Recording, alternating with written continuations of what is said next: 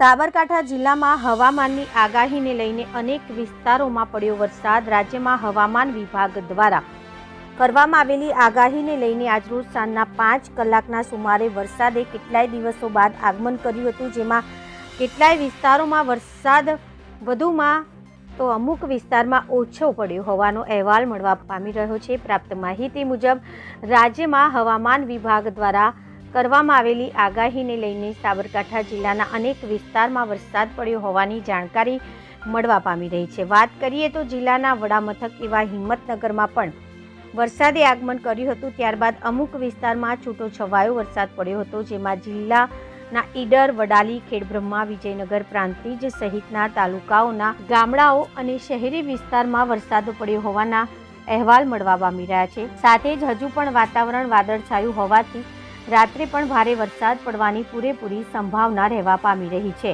તો જિલ્લાના છેલ્લા કેટલાય દિવસોથી ગરમી ભારે પડી રહી હોવાના કારણે વરસાદ પડવાના કારણે ઠંડક પ્રસરી જવા પામી રહી છે અને વાતાવરણ ઠંડકમય બનવા પામ્યું છે।